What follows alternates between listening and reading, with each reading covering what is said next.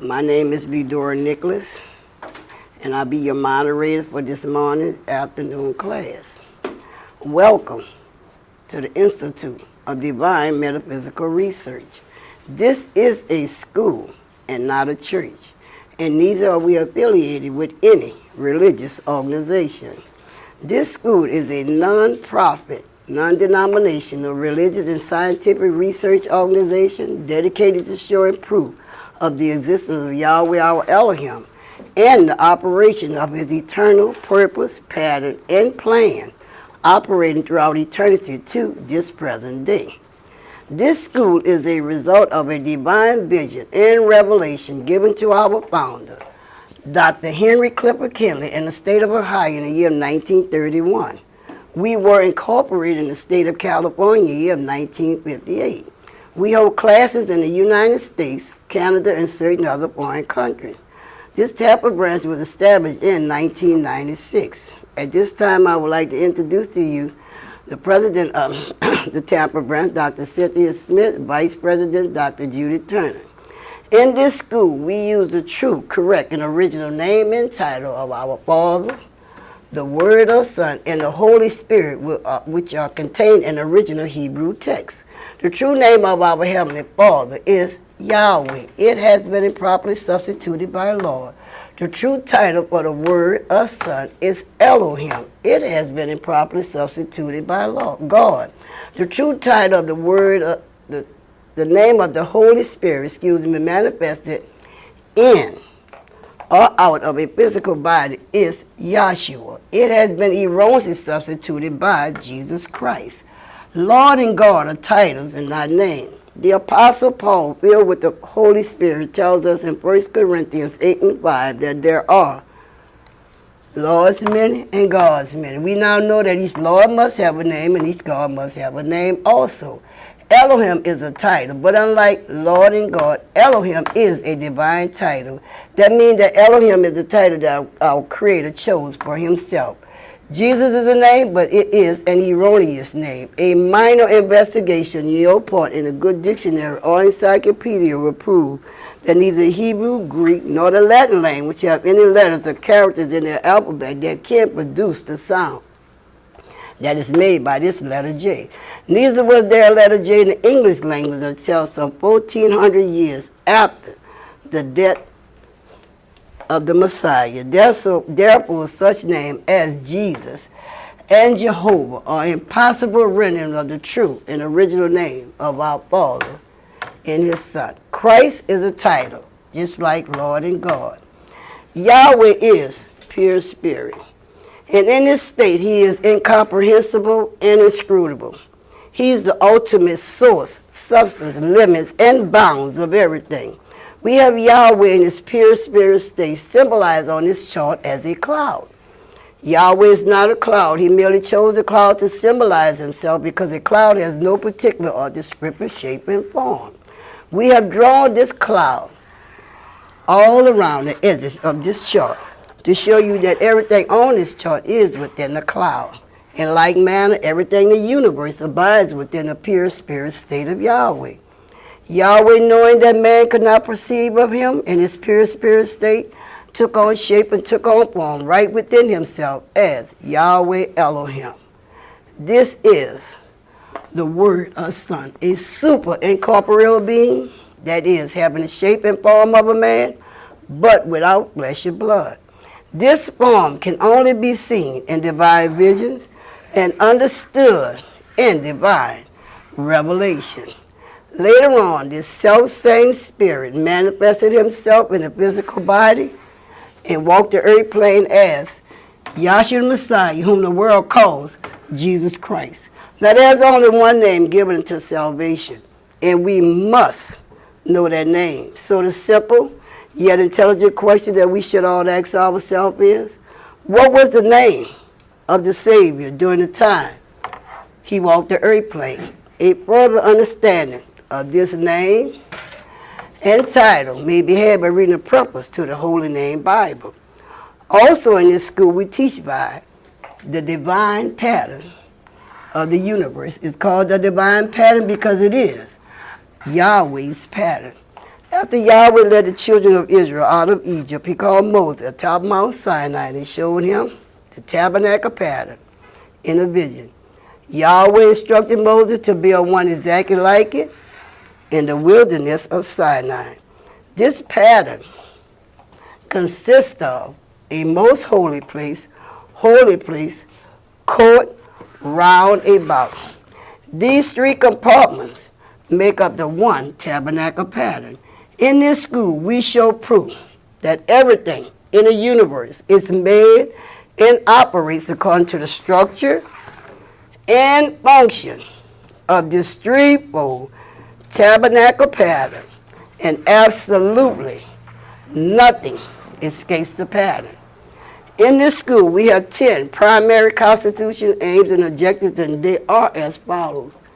First is to help you find and know Yahweh our Elohim as he really is and actually exists. Second, to form a nucleus of universal brotherhood of humanity in Yahshua Messiah without distinction of race, nationality, creed, sex, caste, or color. Third is to investigate the unexplained spirit law, or the so-called law of nature and the power latent in man.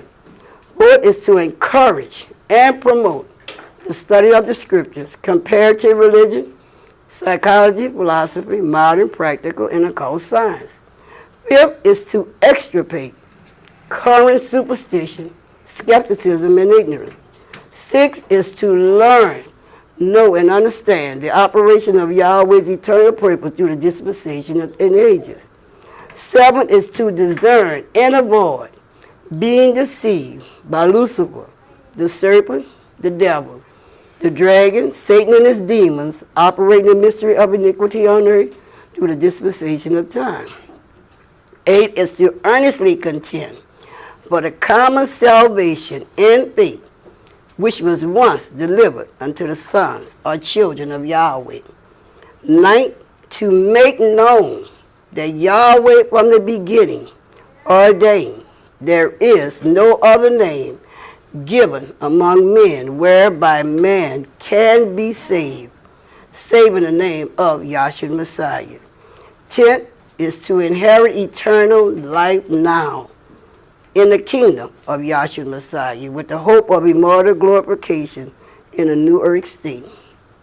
Our watchword is peace, and our slogan is speak the truth.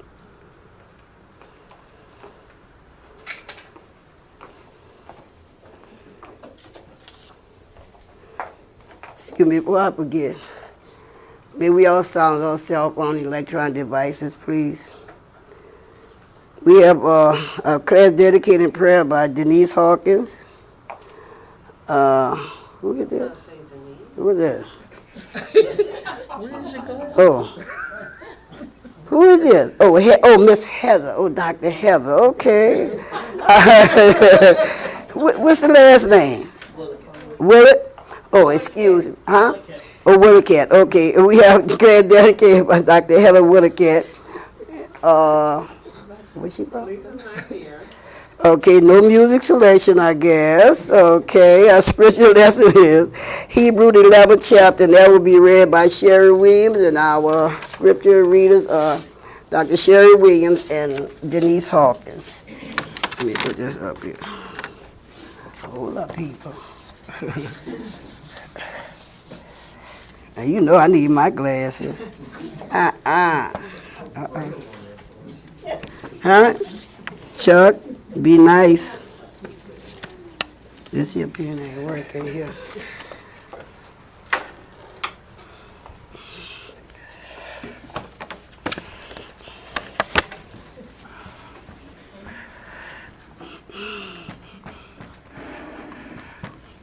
All right, Miss Heather.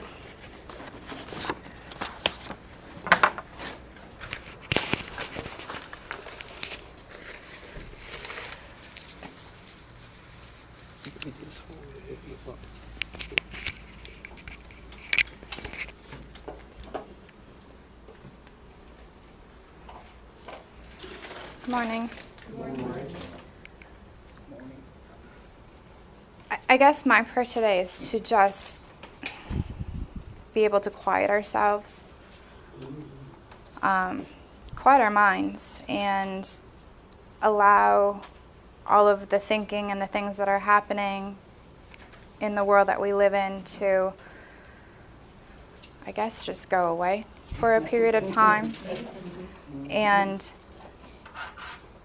be able to take what is given to us and really be able to think about it and to learn from it and chew on it, to be able to look at it again at a later point, because there are some things that we do hear and we do not quite understand, or it's not the right time for us, and to be able to have that to go back in and to look at. And I guess my biggest prayer is for all of us, to love each other and to help to establish growth and show true, genuine love to one another, because that's what we've been given. And with that, I'd like to just say, hallelujah. Hallelujah.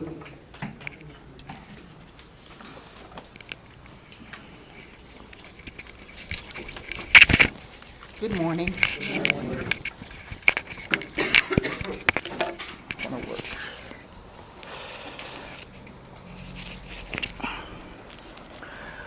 I'll be reading out of the Holy Name Bible, containing the Holy Name version of the Old and New Testaments, critically compared with ancient authorities and various manuscripts, revised by A.B. Trainer of the Scripture Research Association, Incorporated, reprinted by Yahshua Promotions. Hebrews, the 11th chapter. Now faith is the substance of things hoped for, the evidence of things not seen. For by it the elders obtained a good report. Through faith we understand that the ages were ordained by the word of Elohim, so that things which were not in evidence are now seen coming to pass. By faith Abel offered unto Yahweh a more excellent sacrifice than Cain, by which he obtained witness that he was righteous, Yahweh testifying of his gifts, and by it he being dead yet speaketh. By faith Enoch was translated that he should not see death, and was not found, because Yahweh had translated him. For before his translation he had this testimony, that he pleased Yahweh. But without faith it is impossible to please him. For he that cometh to Yahweh must believe that he is, and that he is a rewarder of them that diligently seek him. By faith Noah, being warned by Yahweh of things not seen as yet, moved with fear, prepared an ark to the saving of his house, by the which he condemned the world, and became heir of the righteousness which is by faith. By faith Abraham, when he was called to go out into a place which he should afterward receive for an inheritance, obeyed. And he went out, not knowing whither he went. By faith he sojourned in the land of promise, as in a strange country, dwelling in tents with Isaac and Jacob, the heirs with him of the same promise. For he looked for a city which hath foundations, whose builder and maker is Yahweh. Through faith also Sarah herself received strength to conceive seed, and was delivered of a child when she was past age, because she judged him faithful who had promised. Therefore sprang there even of one, and him as good as dead, as so many as the stars of the sky in multitude, and as the sand which is by the seashore innumerable. These all died in faith, not having received the promises, but having seen them afar off, and were persuaded of them, and embraced them, and confessed that they were strangers and pilgrims on the earth. For they that say such things declare plainly that they seek a country. And truly, if they had been mindful of that country from whence they came out, they might have had opportunity to have returned.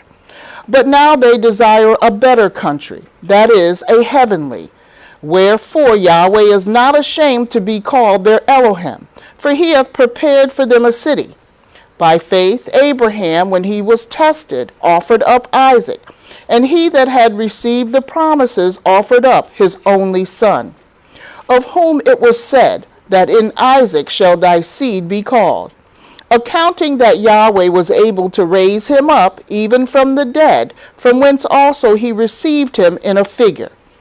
By faith Isaac blessed Jacob and Esau concerning things to come. By faith Jacob, when he was dying, blessed both the sons of Joseph, and worshipped, leaning upon the top of his staff. By faith Joseph, when he died, made mention of the departing of the children of Israel, and gave commandment concerning his bones. By faith Moses, when he was born, was hid 3 months by his parents, because they saw he was a promising child, and they were not afraid of the king's commandment.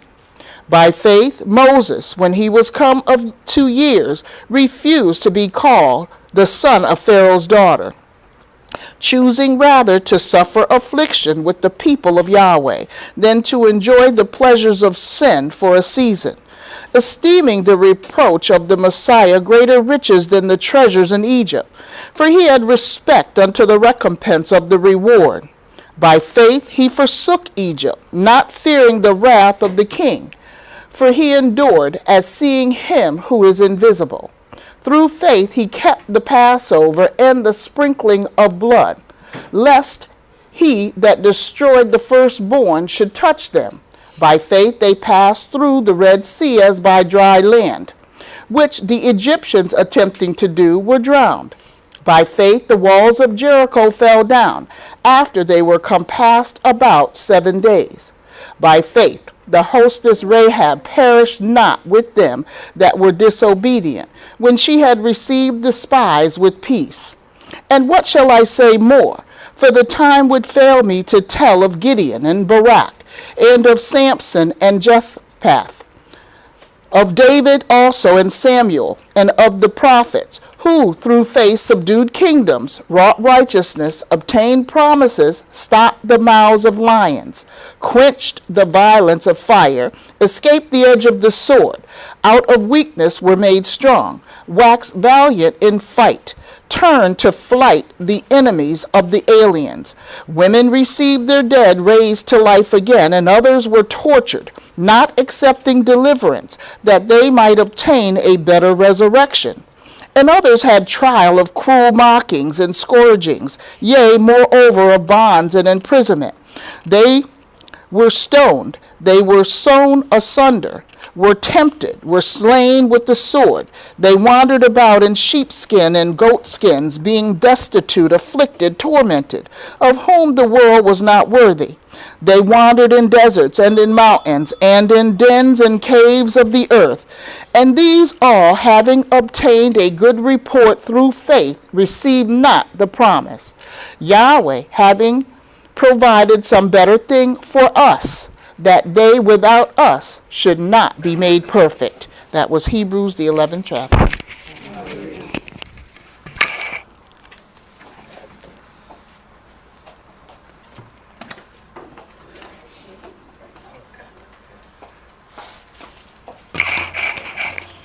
Good morning again. Our first speaker for this morning class will be Dr. Robert White. Huh?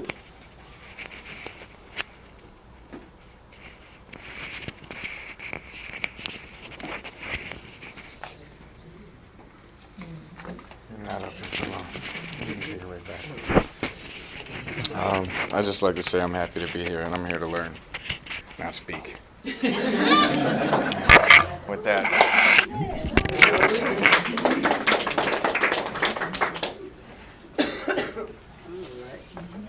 Our next speaker for this morning class will be David Cole.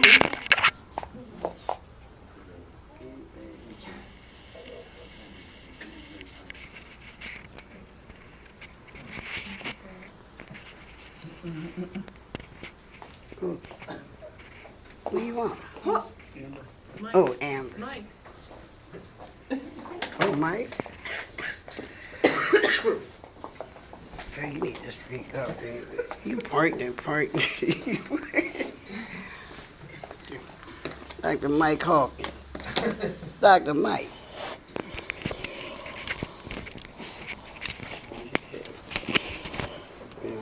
Feel good? All right. Good morning.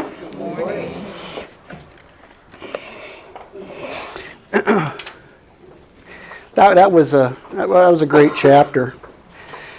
And when we think about faith and understanding, let me ask you this. Because we know the truth, do we have to have faith anymore? You darn right you do. Just because you know the truth doesn't mean you don't have to have faith in the truth, in the things that are being shown to you. If we look how Yahweh set this up and how he's went through it, and we go back to Moses, we know the story. Moses was, put in the, the ark. Let's pick that up. We're going to pick that up. We're going to break this down right through the law and the prophets, and where we're moving forward with this. We got to go back to the law and the prophets to understand anything, and that's the foundation. These folks had faith because Yahweh put it into them. They did not have the promise at that time, but they had faith. All right, read. Exodus 2:1. And there went a man of the house of Levi, and took to wife a daughter of Levi. And the woman conceived and bare a son. And when she saw him that he was a goodly child, she hid him 3 months. And when she could not longer hide him, she took for him an ark of bulrushes, and daubed it with slime and with pitch, and put the child therein. And she laid it in the flags by the river's brink. And his sister stood afar off, to wit, what would be done to him. Hold. Now, why did she do this? Why was this being done? Wasn't there not a death decree at that time on all the male? Okay, exactly. And she had faith that when she put Moses into this ark, that he would be drawn out. She had faith. Did she know Yahweh? She did? Or did she have faith in someone different? Exactly. Exactly. So it's being manifest through that. And then, of course, as we know the story, as Moses was, drawn out, that's what Moses means. So that was that example back in that day. Now, as we pick it up as we come down, who else? Very important. This chapter has named numerous individuals through the faith, and coming into the understanding. When we talk about Abraham, that's huge. That is huge. He is going to sacrifice his son. Let's pick it up, please. For the faith in his Creator. But he also, through the faith, understands and knows that he will be provided for. He has that undeniable faith. Let's pick that up. Genesis 22 and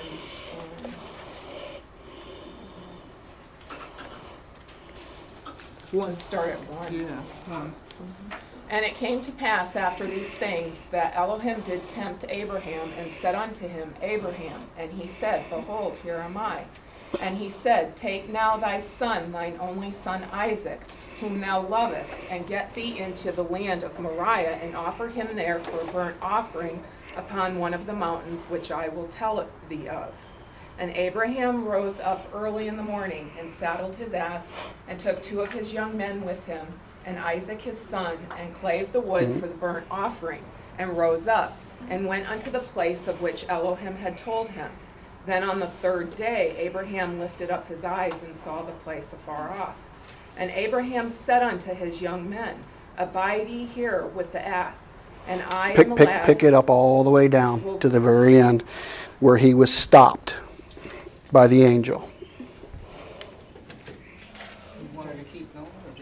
Getting there. And I and the lad will go yonder and worship, and come again to you. And Abraham took the wood of the burnt offering, and laid it upon Isaac his son. And he took the fire in his hand, and a knife. And they went both of them together. And Isaac spake unto Abraham his father, and said, My father. And he said, Here am I, my son. And he said, Behold the fire and the wood, but where is the lamb for a burnt offering?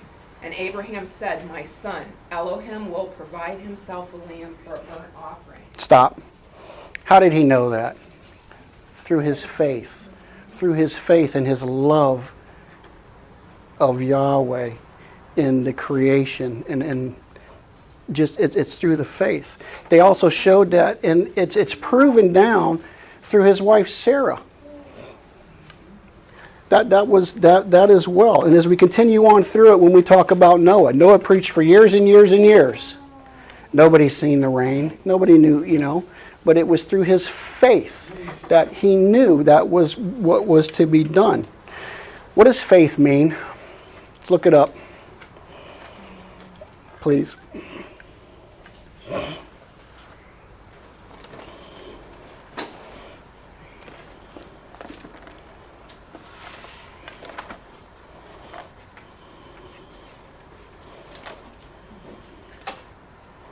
Faith, confidence, belief in, Confidence, belief in, to trust. to trust. So do we believe in our Creator? Do we have confidence in our Creator? Do we trust our Creator that He's going to deliver the promises that we're being taught down here in class? Yeah. Now, is that separate from truth? It's the truth that's being preached down here that we have been given to us, and that's being manifest on these charts. And by seeing that and understanding what's being taught, we have that faith that it's going to happen, and it is happening now. And that's wonderful. Got to have both. You got to have both. And we understand as we come down through here and we talk about Moses and we talk about the children of Israel going through the Red Sea. They know not what they're going into, but they still had faith. Noah had faith as to what he was going into. Enoch. What about Meshach, Shadrach, and Abednego? We've been talking about them folks for quite a while. You know that story, right? What happened to them? Tossed into the fiery furnace. They didn't worry about it. Why? Let's pick that story up if you know where it's at, please.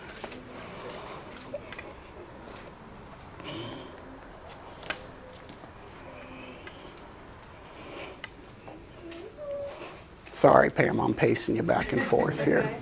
It helps with my nerves.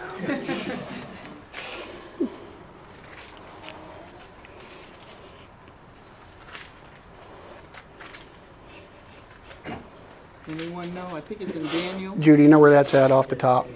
That's the third chapter, Jan. Okay, third. Okay. Daniel 3 and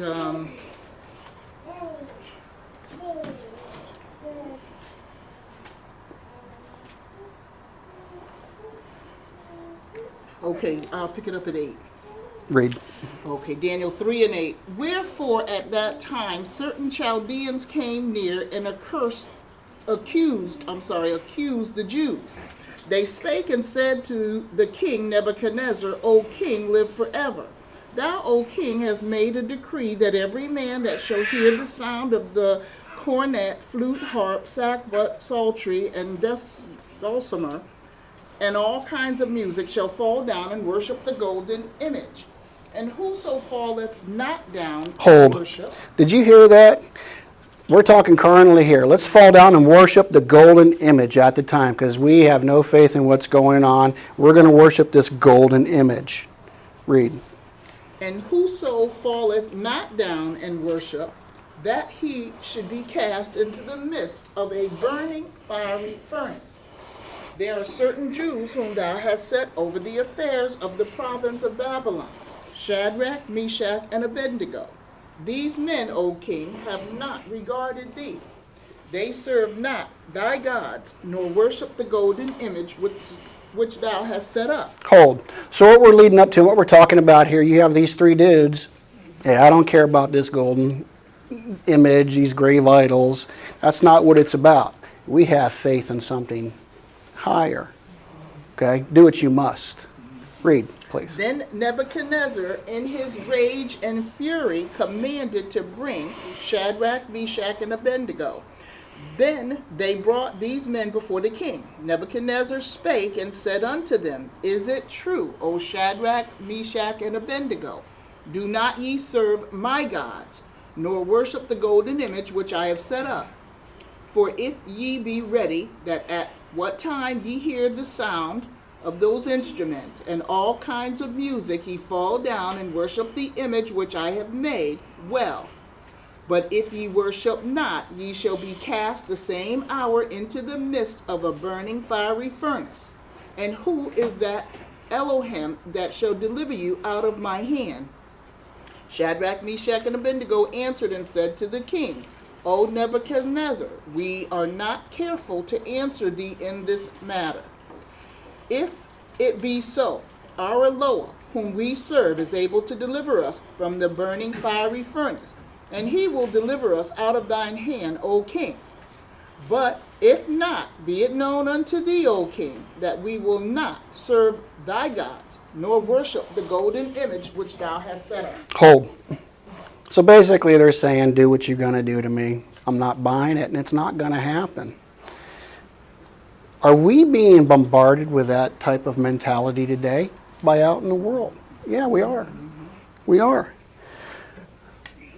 Believe me, brother, for I've been sent by Jesus Christ. Okay? You do not need to look at the Bible. I have a missalette that tells you everything you need to know. Every bit of it. Okay? You don't need this. That's what's being propaganded out there. But through faith, through the promise, through the things, through Romans 1:19 and 20, through the understanding and the preaching of the gospel, we know better. We know better. Our blinders are being removed so we can see spiritually what we have, what's offered to us, the learning, the understanding. And that takes that away. That takes those thoughts away, those carnal thoughts and processes away from us. Read. Then, this is 19, then was Nebuchadnezzar full of fury, and the form of his visage was changed against Shadrach, Meshach, and Abednego. Therefore he spake and commanded that they should heat the furnace 7 times more than it was wont to be heated. Hold. I am so mad, you dudes. I'm going to show you what it's really like. Let's crank up the heat. Crank up the heat. Who cranks up the heat? Who's really cranking up the heat? We're being tried by fire all the time. Okay? We're being tried by fire. You know, we talk about how we have Yahweh depicted as a fiery cloud around this chart. Again, Yahweh is not a cloud. He merely chose a cloud because it has no particular discernible shape or form. And Yahweh is everything, all-consuming.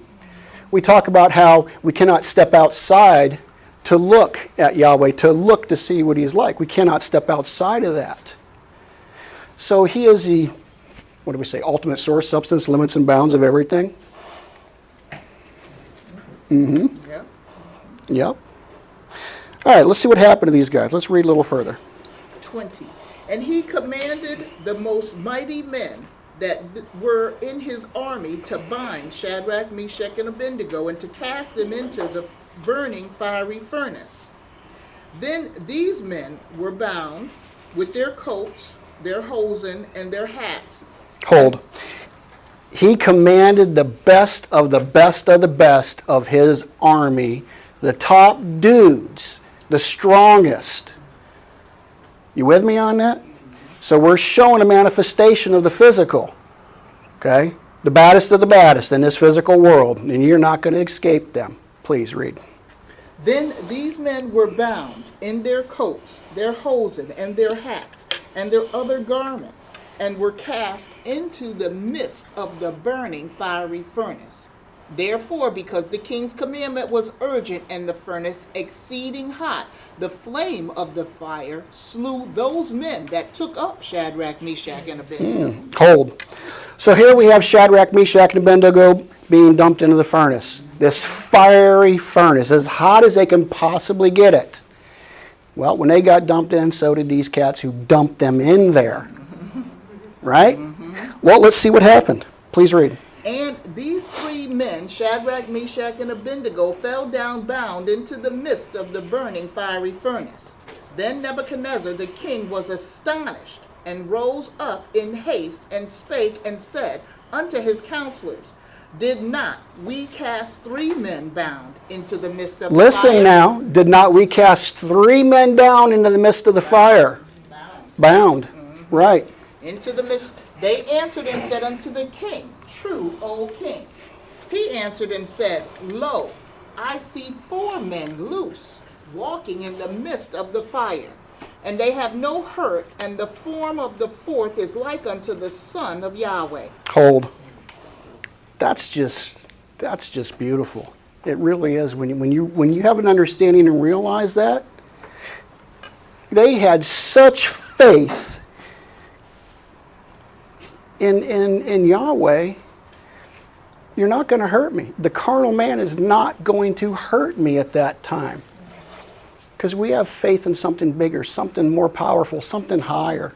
And we have the understanding to back that faith up. It's not a blind faith as we so discuss, right?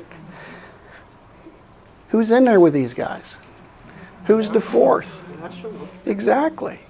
And they're not being hurt. That's the power that you have as well out here. What is it saying? We have faith that Yahshua is always with us. There's nothing you can do to me because Yahshua is with me all the time. And we got to leave with that and have that understanding.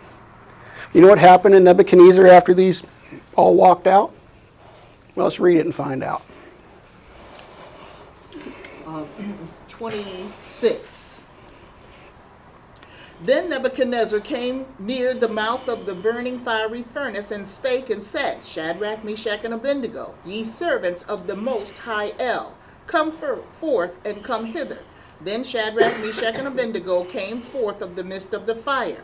And the princes, governors, and the captains, and the king's counselors being gathered together saw these men, upon whose bodies the fires had no power, nor was a hair of their head singed. Neither were their coats changed, nor the smell of fire had passed on them. Then Nebuchadnezzar spake and said, Blessed be the Elohim of Shadrach, Meshach, and Abednego. Hold. Was he changed in an instant? Just from that episode. Just from that. So they've shown through their faith that they can't. I apologize, working on a little runny nose there. So yes, thank you. They manifest Yahshua. They manifest the Holy Spirit. That's what we manifest when we go out into our world and the fiery darts that are thrown at us.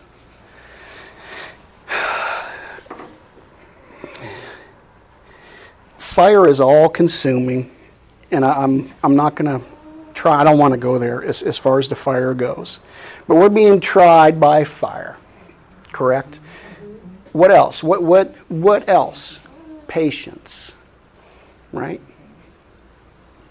And it's through patience and our tribulations and our faith that allows us to get through it. Let's go back to the scripture reading. Pick it right up at 1, please.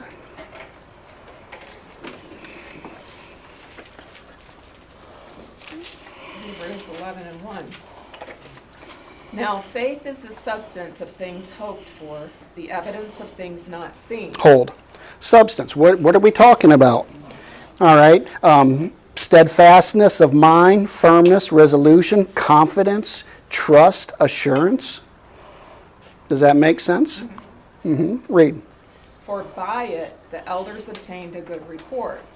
Through faith we understand that the worlds were framed by the word of Yahweh, so that things which are seen were not made of things which do appear.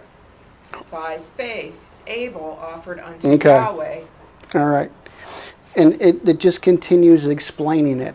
And it shows the faith before the outpouring of the Holy Spirit on the day of Pentecost. Okay? They still had that faith. They had that faith in something more. And your Creator proves that to you and provides us with that comfort. With that comfort. And we look out into the world, and the comparison is, yes, there's preachers and so forth. They have faith in what? What is their faith in? They do not know what their faith is in. So it's a blind faith. It's a hope and a prayer, if I can put it that way. It's a hope and a prayer. Yahweh hasn't revealed to them what has been revealed to us in the gift that we have down here. Hopefully somebody else will be able to take this to the next level. So a little foundation there on that. And at this point, I'm just going to go ahead and say thank you for the time and hallelujah.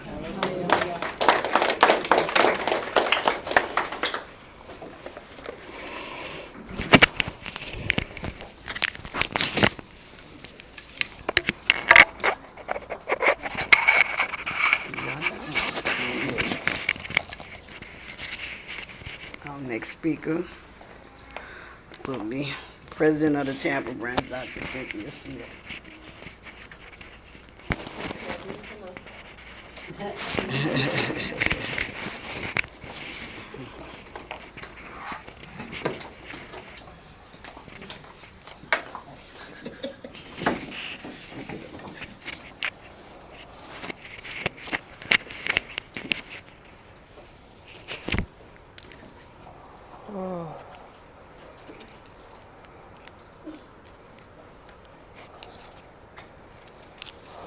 Just don't expose anything. Good morning. As always, it's good to be here. And I'm just going to try to pick up where Mike left off. You know, being in class and where we are right now, you know, one would think talking about faith, it's no big deal, right?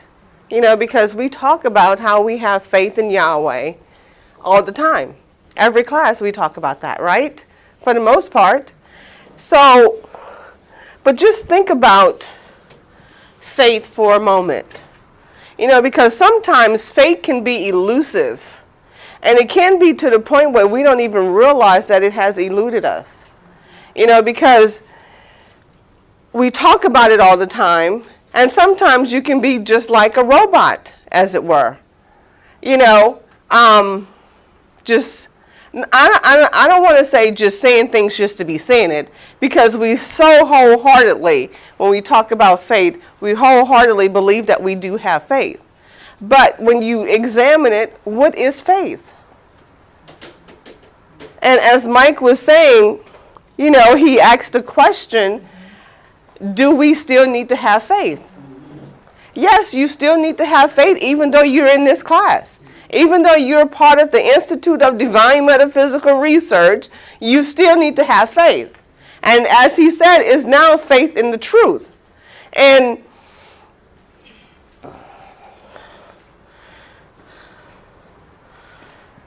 there's something that's working against faith. And it's what? Doubt, right? And in the next chapter, get for me 12:1, please. Hebrews 12:1. Hebrews 12:1. Yeah. Wherefore, seeing we also are compassed about with so great a cloud of witnesses. Okay, so the greater cloud of witnesses is really, when you look at it, is going back to Hebrews 11, the 11th chapter. Because in all of these verses, it starts off by faith, so-and-so. By faith, so-and-so. So it talks about how they by faith was able to overcome something. And so when you look at the next chapter, it's saying, look, you have this great cloud of witnesses. And we've talked about this throughout many, many, many classes, how we have this great cloud of witnesses, right? We talk about how you, get for me, precept upon precept. But hold Hebrews 12:1, I want that read again.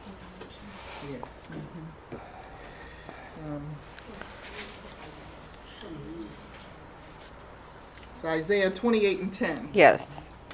For precept must be upon precept, precept upon Start it at precept. 9 for me, please, Sherry. Isaiah 28:9. Mm-hmm. Whom shall he teach knowledge? All right. And whom shall he make to understand doctrine? Now, who is the whom? Or who is the he? Yahweh. Right. Whom shall Yahweh make to understand doctrine? Whom is he going to teach knowledge? And we know that it's those that he select. And see, as the world would think, you can't choose Yahweh. He has to choose us. Because he always is basically always showing that he has power over us. We don't have power over him. There is nothing that we can do to help Yahweh. And see, I'm going to cover that a little bit more when we're talking about the whole doubt thing. Go ahead.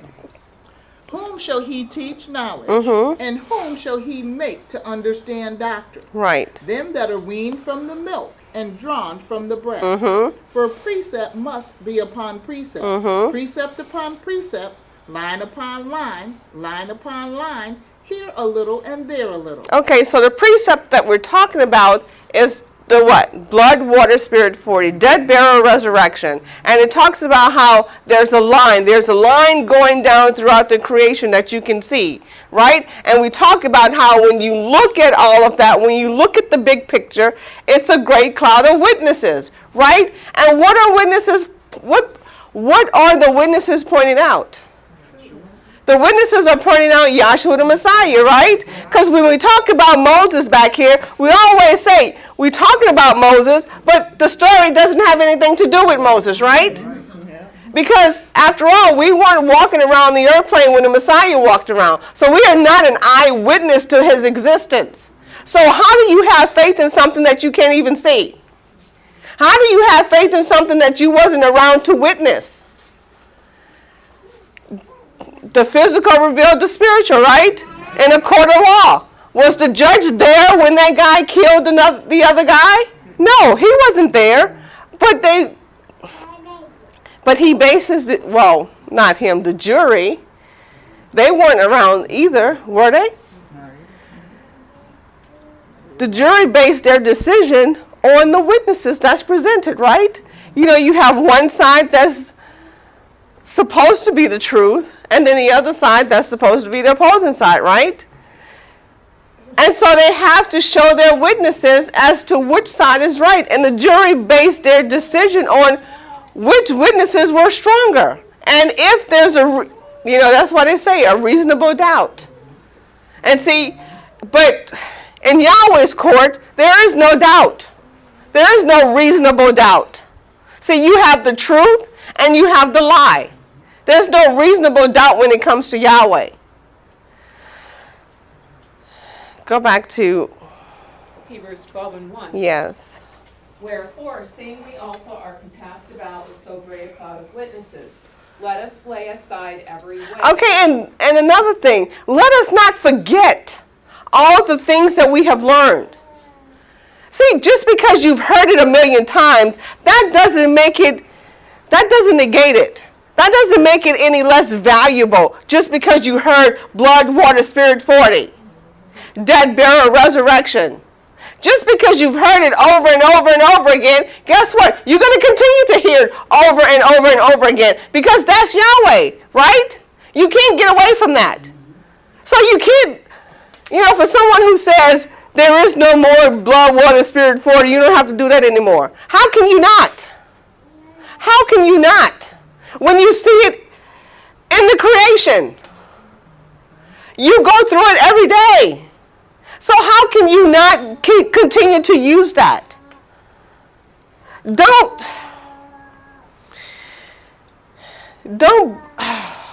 put away the things that Yahweh has shown us.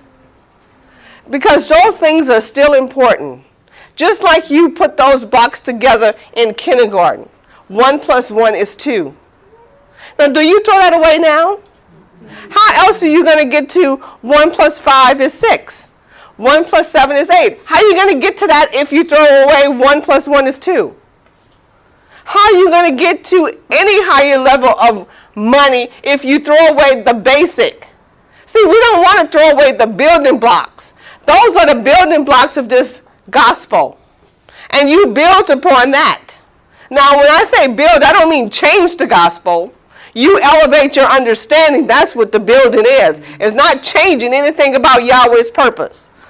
Because, as Dr. Keeley said, look, I have given you everything you need to be saved. And that is true. We have everything that we need to be saved.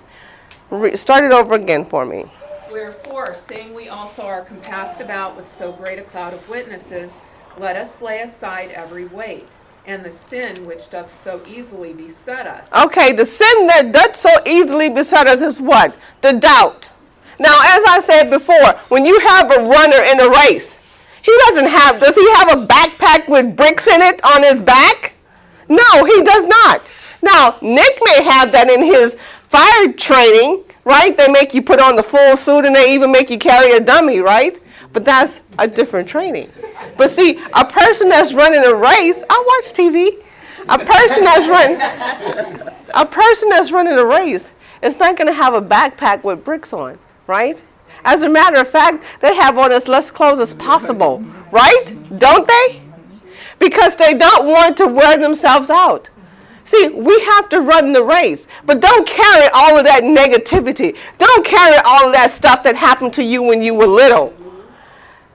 You know, if you need some help, talk to Yahweh. Talk to Yahweh so he can set your mind straight, so he can free your mind from all of that stuff. Because you can't move forward if you're still in the past. You're never going to move forward. You have to let it go. And so don't carry all of that stuff with you. Let it go. Pray to Yahweh to help you to let it go. All the stuff that people say to you at work, let it go. I'm still waiting for a raise and a title. I've been doing my job for several years now, still waiting for it. But you know what? I'm not worried about that. You know, whatever little money they do give, thank you. That's it. You know, no, I don't want to talk about it. You know, because you're not going to change anything. They're not going to do what you want them to do. So why are we going to have a conversation? Nope. My evaluation come up. Okay. Everything looks good. I agree. That's it. We don't have nothing else. 5 minutes. 5 minutes. You know, because with the corporate world, it's all a game. It's all a game. The whole world is a freaking game. And they like to play with your mind. But see, don't get me started. You know, and I'm going to point out something that they're doing.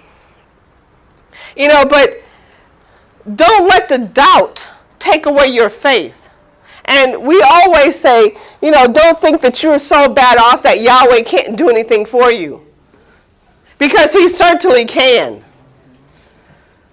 Didn't he devastate Egypt back here?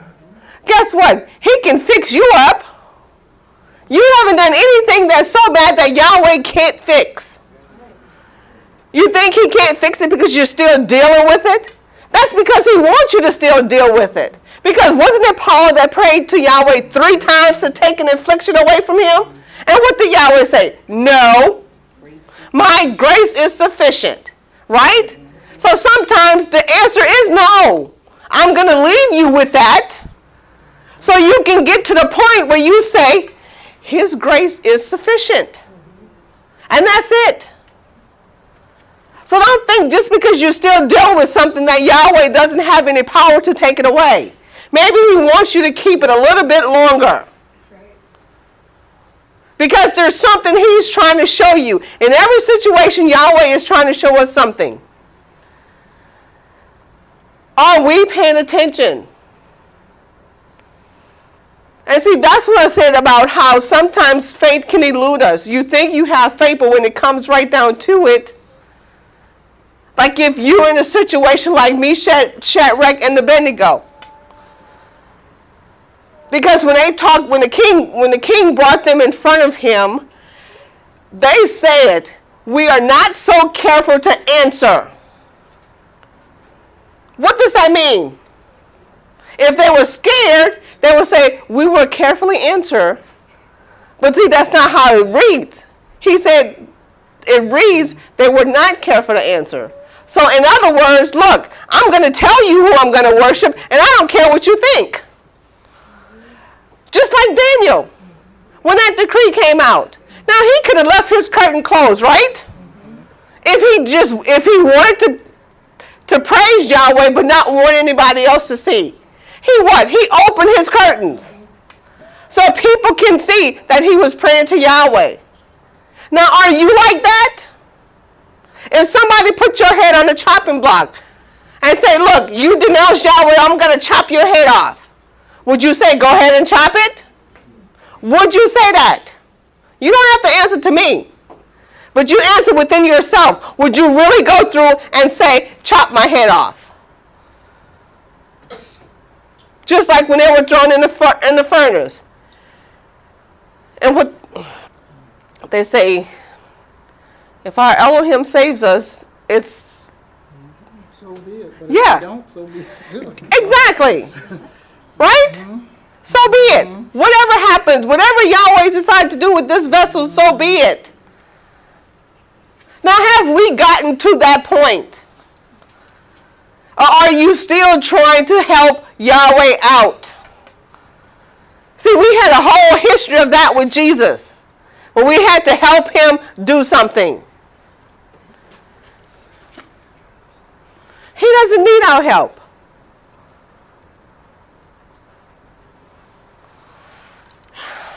Do I have anything holding? Precepts. Okay, I'm finished with that. So getting back to the world, because you can't trust anything in the world. The only trust that we have is in Yahweh. And I'm going to show you how the world can't be trusted. Now, I was watching 60 Minutes one time, and on there, they had Anderson Cooper was on there, and he was talking to some techs from Silicon Valley.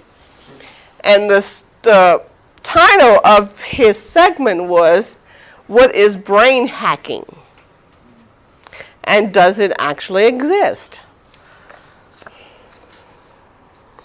So you can just read the highlighted parts. And then I'll just interrupt whenever I need to. What is brain hacking? Tech insiders on why you should care. Silicon Valley is engineering your phone, apps, and social media to get you hooked. Your precious little gift. The thing that you have hooked to your hip. The thing that you don't leave the home without. The thing that you think about 24/7. And we know the teenagers or the young people are on it all the time, right? The people who carry their charger with them because they have to hook up their phone throughout the day. I never carry my charger. A lot of times I'll be happy when I leave it at home. Go ahead, Sherry. Says a former Google product manager, Anderson Cooper, reports. Have you ever wondered if all those people you see staring intently at their smartphones, nearly everywhere and at all times, are addicted to them? Now, they don't call it smartphones for nothing. Go ahead. According to a former Google product manager you are about to hear from, Silicon Valley is engineering your phone, apps, and social media to get you hooked. As we first reported in April, he is one of the few tech insiders to publicly acknowledge that the companies responsible for programming your phones are working hard to get you and your family to feel the need to check in constantly. Okay, so they talk about, in the war, they talk about free will. See, you don't even have free will over this little device here. Because programmers are designing it to get you hooked. They are setting certain parameters to make you want to stay on it. Go ahead. Some programmers call it brain hacking, and the tech world would probably prefer you didn't hear about it. But Tristan Harris openly questions the long-term consequences of it all, and we think it's worth putting down your phone to listen. Tristan Harris, this thing is a slot machine. Anderson Cooper, how is that a slot machine? Tristan Harris, well, every time I check my phone, I'm playing the slot machine to see what did I get. This is one way to hijack people's minds and create a habit to form a habit. What you do is you make it so when someone pulls a lever, sometimes they get a reward, an exciting reward. And it turns out that this design technique can be embedded inside of all these products. Okay, so that's for those of you who are on Snapchat and, you post pictures and stuff like that. And even on Facebook, you post stuff. When you get a like, that's like the slot machine. You're happy you get a like, right? And especially if someone leaves a good comment, right? I know people had to close their Snapchat account because they were getting so addictive to it. Now that's when you take a picture and you're constantly posting pictures to it. So when people commented on these pictures, that does something. Go ahead. The rewards Harris is talking about are a big part of what makes smartphones so appealing. The chance of getting likes on Facebook and Instagram. That's what I meant, Instagram. Cute emojis in text messages and new followers on Twitter.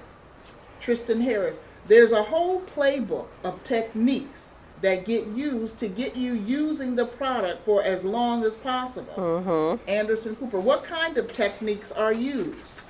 Tristan Harris. So Snapchat's the most popular messaging service for teenagers. And they invented this feature called Streaks, which shows the number of days in a row that you've sent a message back and forth with someone. So now you could say, well, what's the big deal here? Well, the problem is that kids feel like, well, now I don't want to lose my streak. But it turns out that kids actually, when they go on vacation, are so stressed about their streak that they actually give their password to 5 other kids to keep their streaks going on their behalf. And so you could ask, when these features are being designed, are they designed to most help people live their life, or are they being designed because they're best at hooking people into using the product? Anderson Cooper, is Silicon Valley programming apps, or are they programming people? Harris, inadvertently, whether they want to or not, they are shaping the thoughts and feelings and actions of people. They are programming people. There's always this narrative that technology's neutral, and it's up to us to choose how we use it. This is just not true. Cooper, technology's not neutral? Harris, it's not neutral. They want you to use it in particular ways and for long periods of time, because that's how they make their money. And let me see, I had, and they even talk about, you don't really have to read it anymore.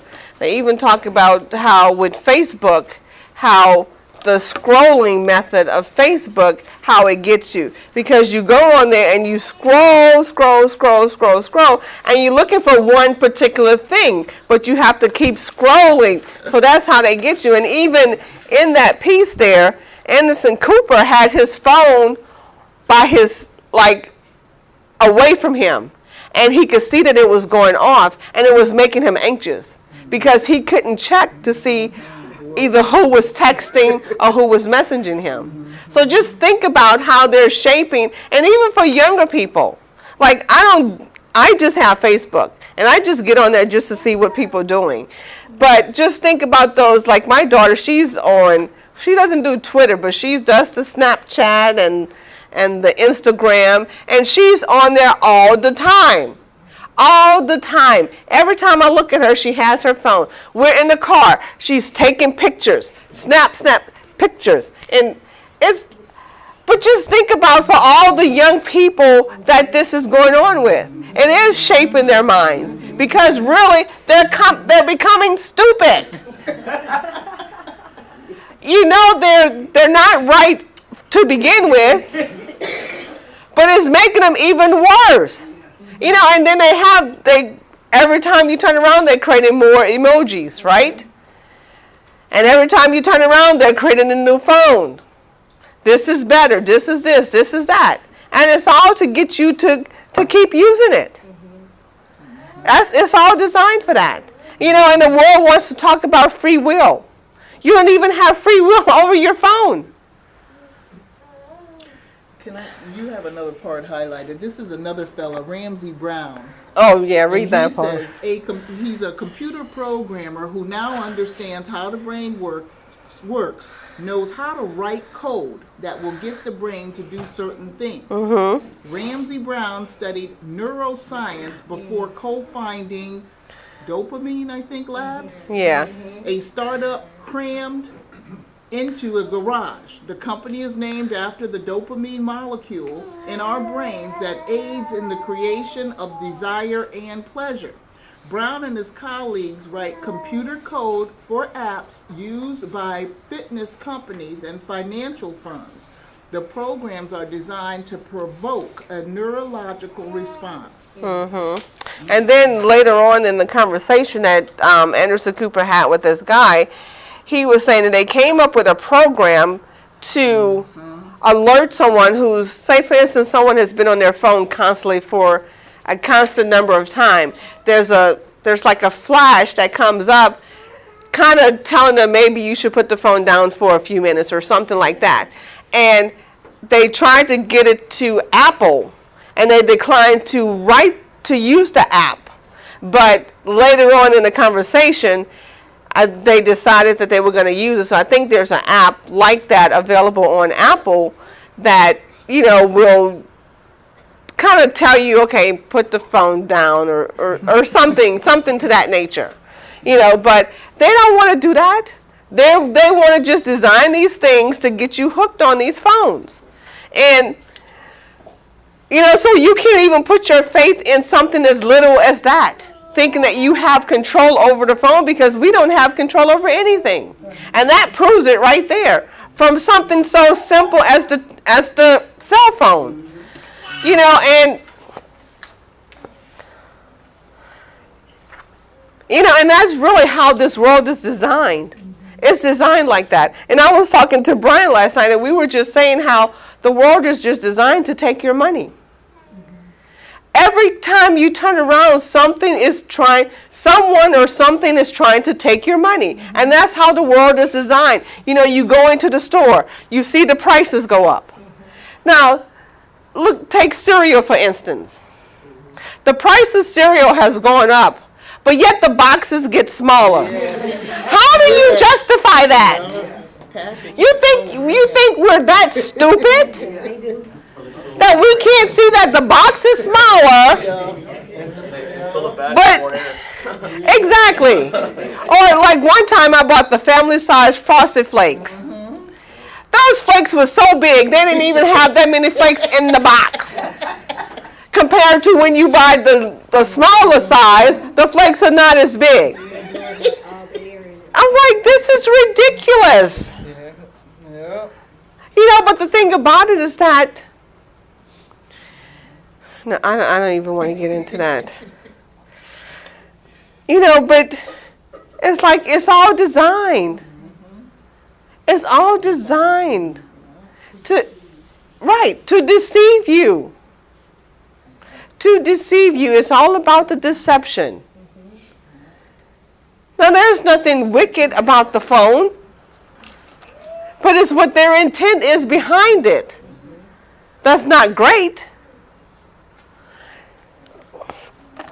You know, and you just looking at the phone all day long and, you know, not even realizing that it's just... Gamblers go into debt from those. You know that, right? What? Gamblers go into debt because of those, the apps. Having to buy and buy and buy and buy. They post certain things. So it's like, oh, if you buy this, we'll give you extra of this. And gamblers have a problem with that. When I was in college, they talked about that. Really? It's like That's- the slot machines you were talking about. Yeah. It's the same thing. You get on for so many days, and they'll reward you. And then once you get a little bit of reward, they're like, I want more. So they pay money. Right. That's why everything is. People are going into debt. People are just buying and buying and buying and buying and not even caring. Right. Kind of like the buy one, get one free. Now, how you going to tell me I have to buy a bag of chips to get one free, but the chips cost $5? That means I'm already paying for the two. It's an illusion. It's not even real. So see, we have to have faith in something other than this creation. Because it would just lead us to nowhere. Being in the creation would just lead you to nowhere. And see, that's not what Yahweh is all about. And it talks about how they, in Hebrews the 11th chapter, you know, and Mike brought out that they didn't receive the promise. But they had faith of the promise. Because Yahweh showed them something. He showed them signs, or basically he showed them himself. And see, that was their faith. And see, we have the self-same thing. All the things that you have learned from the time you first came into class to now is building your faith. Because if you have faith in something you don't understand, what does Stevie Wonder say? You suffer, right? But see, we have faith in something we can understand. Because Yahweh has broken himself down so we can understand it. To the extent that, as it says in Romans 1:19, we are without excuse. There is no excuse for you not to understand Yahweh. Except that he just didn't put the understanding within you. But we have all the necessary tools to have faith and to make that faith strong. See, the faith has to be strengthened. And that's why we come to class, so the faith can be strengthened. Because we know that we're up against the world. And a lot of times you're really up against yourself. And see, sometimes we have one foot in the world and one foot in class. Like the bad devil, the devil over here and the angel over here. That's a good analysis. Because we're still stuck in this creation. So do you have a foot in the creation and one in class? Hopefully you have both feet in class. But you just happen to still be in the creation. Because we say what? You can inherit eternal life now, right? Right now. You don't have to wait until you die to inherit eternal life. You can inherit it right now, right where you're sitting. So that's having both feet in class, but just happen to still be in the physical creation.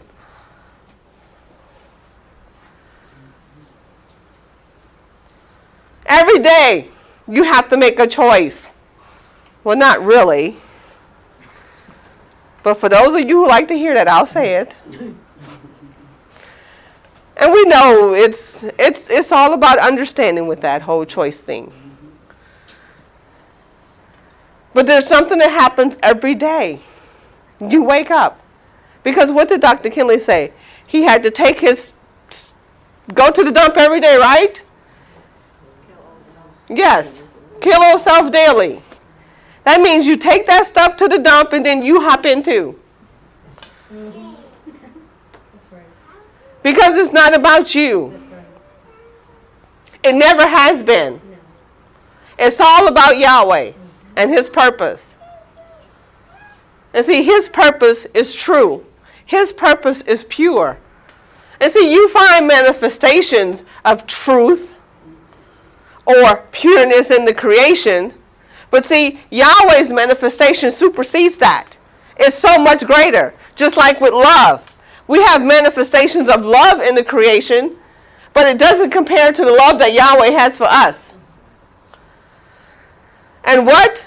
It is impossible to please Him without what? Faith, right? He said that. We're not saying that. He said that. But it is true. Because if you don't have any faith in Yahweh, then you're really not pleasing Him.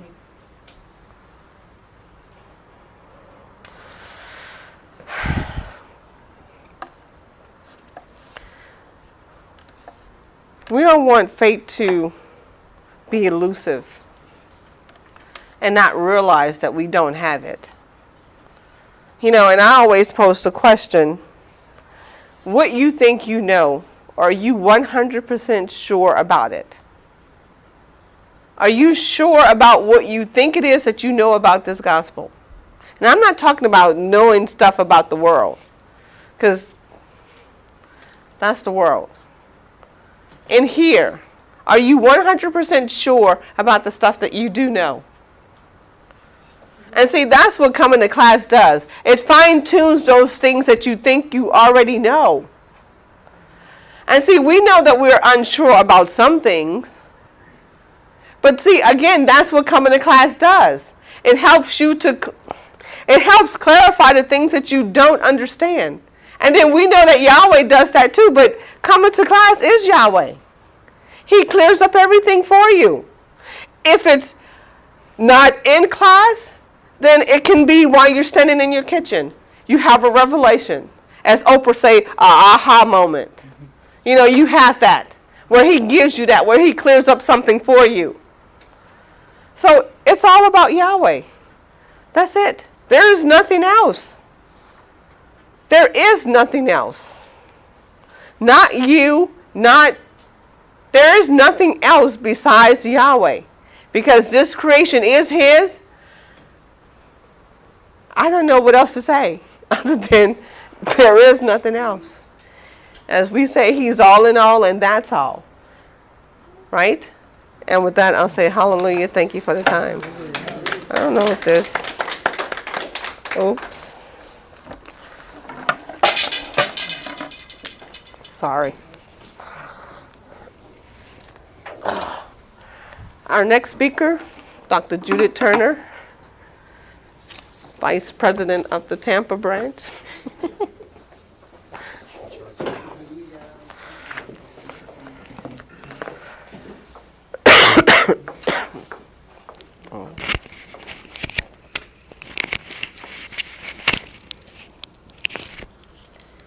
Thank you. Have pockets. Hi, everybody. I enjoyed the comments of the previous speakers. I've got my phone right here handy with me. And the one thing, I mean, it's true. You know, it's true in this sense. Okay? If you don't know how to use it properly, what are you going to do? You are going to abuse it because you don't know how to use it properly. I just read in the paper about how the dead zone in the Gulf of Mexico has expanded exponentially, and it's all because of the fertilizers that the farmers do in their fields that flow into the Mississippi River, and then it flows down into the Gulf of Mexico. And the article is fairly interesting because from a natural standpoint in this creation, there are dead zones all the time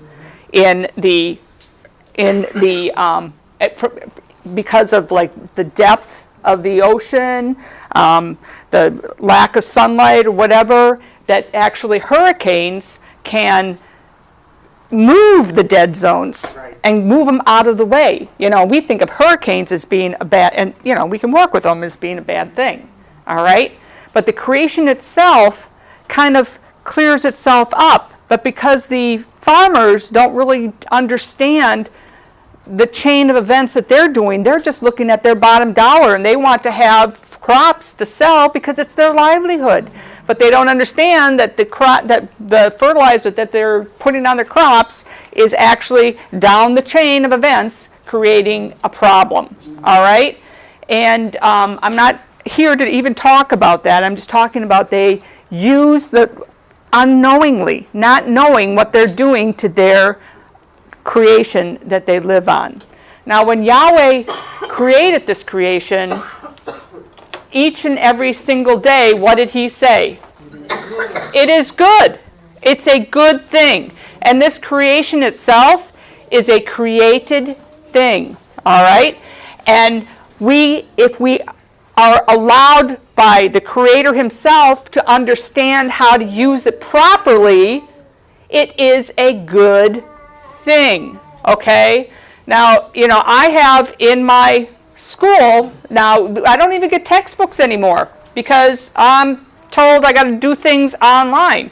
So I have to teach my students that you have to use that bring your own device, right? BYOD, okay, to use it properly. That in my classroom, it is nothing but a textbook. That's all it is. You can't go out there. You don't even check your grades. You know how hard that is? They're always on EDSB, which is our program, checking their grades. I said, no, you cannot. If you're using that for the textbook, that's all it is. That's how to use this device properly. All right? Now, I'm trying to make a point here. Now, Mike, you were up here, all right, and I was thinking about a lecture that you gave a long time ago about fire.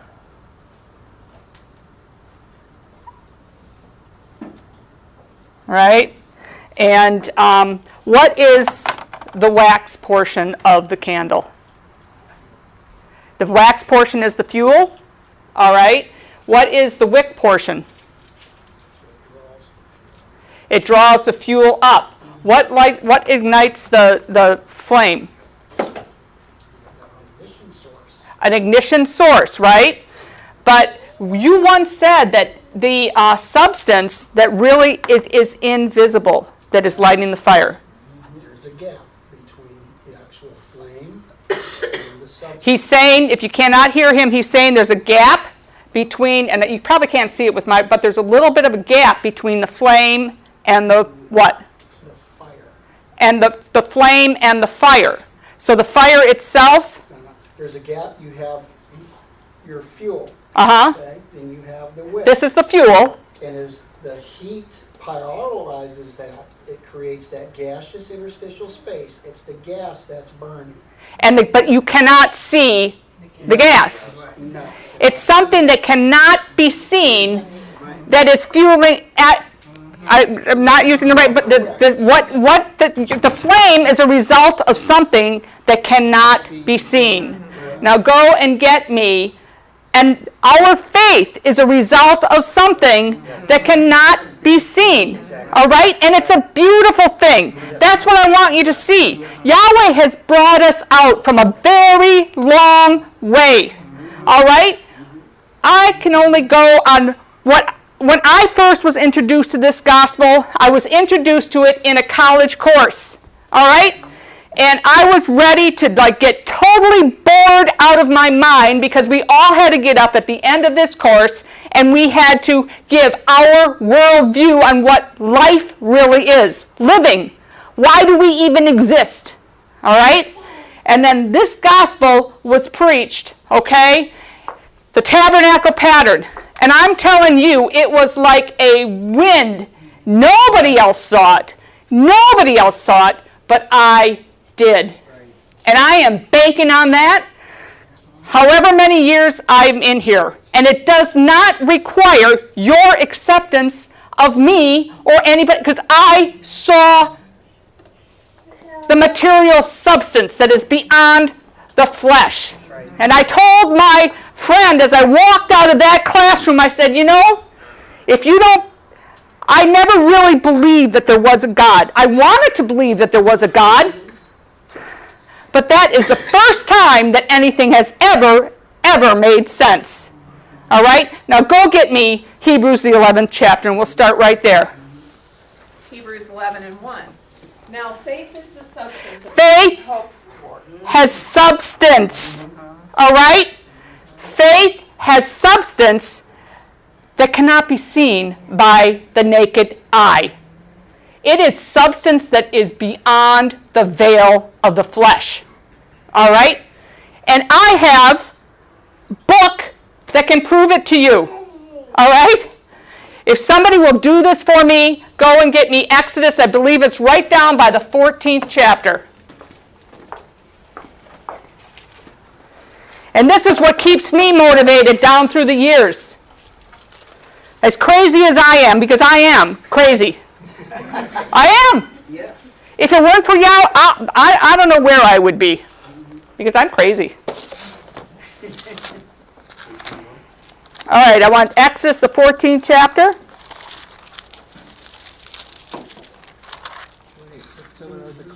Yeah, I want between them. Between them, Yeah, okay, Sherry, so you thank you. You know where I'm going.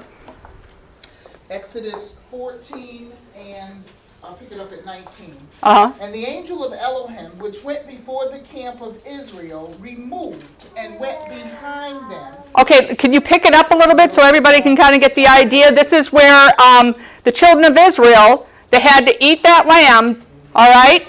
And did they eat that lamb in the front of everybody, in the public of everybody? Or was it behind closed doors? It was behind closed doors. So they had to eat the lamb behind closed doors. And if you go back and you look at that textbook that Dr. Kinley, for the most part, wrote, where does he say that you need to go in order to be able to contemplate this thing? Alone and by yourself in a quiet place. All right? Behind closed doors, if you will. All right? Go ahead. I'll pick it up at 13. Thank you. And Moses said unto the people, Fear ye not, stand still and see the salvation of Yahweh. Fear not. They were trembling. Even though they had where was the lamb? It was inside of them, right? The lamb was still it's inside of them. Because it was really by the strength of in principle now, that brought them from a state of death onto a state of life. The last time I was up, it talked about how, the Jewish people, they had to kill the lamb. And it was that lamb that brought them from a state of death onto a state of life. Okay? And they were freaking out. And you know what? To this day, we still freak out. But it's a good thing that we had the lamb. Where is it? Is it on this chart? No. The lamb is inside of you. The lamb was inside of me from the moment I heard this gospel. And nobody is ever going to take that away from me. That faith, that hope that I am going to make it through by the grace of Yahshua the Messiah.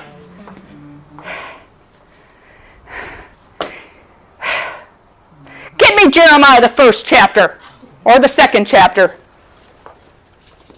I think it's 2 and 1. Jeremiah 2:1. Moreover, the word of Yahweh came to me, saying. This is Jeremiah, and the word of Yahweh came unto him. So who is coming unto one of our brethren? But Yahweh Elohim himself, coming and talking to Jeremiah himself. Go ahead. Go and cry in the ears of Jerusalem, Right. saying, Thus saith Yahweh, Right. I remember thee, the kindness of thy youth, the love of thine espousals, Right. when thou wentest after me in the wilderness, in the land that was not I don't know if sown. that's what I want. I want where did Yahweh know Jeremiah? 1 and 4. Thank you. Jeremiah 1 and 4. But it's always Yahweh Elohim himself is coming to Jeremiah. Yep. Right. Who's coming to you? Am I coming to you? I'm not coming to you. The creator of the stellar universe is coming to you. You've got to believe that. You've got to have faith in that he is talking to you. Go ahead. Jeremiah 1:4. Then the word of Yahweh came unto me, saying, Before I formed thee in the belly, I knew thee, and before thou camest forth. You think about that. Are you any different than Jeremiah? No. And he knew Jeremiah before he was even formed, right within the womb, according to blood, water, spirit, 40. All right? And Yahweh has not changed. All right? Go and get me Hebrews, the 13th chapter. If he talks to Jeremiah back there, you don't think he talks to people now? And it's certainly not me. Go ahead. Hebrews 13, probably about 20 or so. Joshua, the same. Now, past. Where is it, Lenora? Yeah, do you know where it is? It's Hebrews, the 13th chapter. Of course, I could have called it wrong, but Yeah, it's 8. 13 and 8, okay. Hebrews 13 and 8. Uh-huh. Yahshua the Messiah, the same yesterday and today and forever. Yahshua the Messiah, the same today, the same yesterday, and the same forever. All right? Now, we just got done reading how from Shadrach, Meshach, and Abednego, all right, that Nebuchadnezzar eventually said what? He eventually gave all the glory to who? Yahweh Elohim, right? You can go back in Jonah's time, and what did those people that were on the boat eventually give glory to? The Yahweh, Jonah's God, Yahweh. All right? Every knee is going to bow. All right? Every knee is going to bow in thanksgiving. All right? Now go and get me where I was in Exodus. Yeah, go ahead. Exodus 14 and 13. Uh-huh. And Moses said unto the people, Fear ye not, stand still and see the salvation of Yahweh. See, and they had the lamb in them already. They had salvation in them already. All right? So fear not, stand still, see the salvation of Yahweh. Which he will show you today. And Yahweh's going to show it to you this day. Keep For going. the Egyptians whom ye have seen today, ye shall see them again no more forever. You're going to see them no more forever. Yahweh shall In that manifestation, you are not going to see them anymore forever. Did Yahweh tell the truth? Yes. All right. Did that mystery of iniquity follow on up? Yes, but he's telling the truth here in that manifestation. See, now, that in the manifestation of Catholicism, or what I was brought, he can't get me with that stuff anymore, right? I'm just talking about from a simple standpoint, okay? And we can all see that, all right? But it doesn't mean that he's trying to work on us, cause us to doubt Yahweh's intentions for us. And has Yahweh's intentions for the people that he has chosen, has it ever been for naught or evil or anything? When Joseph, it was I could see that Yahweh did all of that to save many people alive. Alive. That's what Yahweh wants. Go ahead. For Yahweh, Yahweh shall fight for you, and ye shall hold your peace. Right. And Yahweh said unto Moses, Wherefore criest thou unto me? Speak unto the children of Israel that they go forward. Uh-huh. But lift up thy rod and stretch out thy hand over the sea and divide it, and the children of Israel shall go on dry ground through the midst of the sea. Right. I'm going to drop down to 19. And the angel of Yahweh went before the camp of Israel, moved and went behind them. And the pillar of the cloud went before their face and stood behind them. Okay, so the pillar of the cloud went before their face. All right? Keep going down. And that was during the day. And it came between the camp of the Egyptians and the camp of Israel. Okay. And it was a cloud and darkness to them, but it gave light to and by night to thee, so that one came not near the other all the night. So the point here is that it was a pillar of fire by night. And what Sherry's reading here is that the Egyptian people, which gender to the people, the Muggles, if you will, if you want to put it into Harry Potter terms, right, could not see that cloud.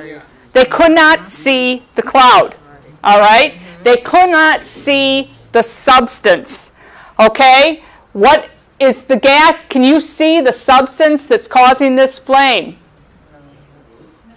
No.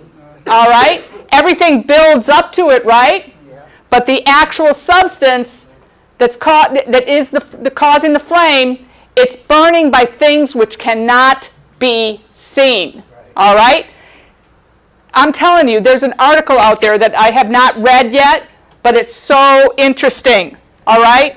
Because it talks about how the earth plane and physical stuff, all right, makes up 4% of the universe. And then you've got dark matter that makes up some other percentage.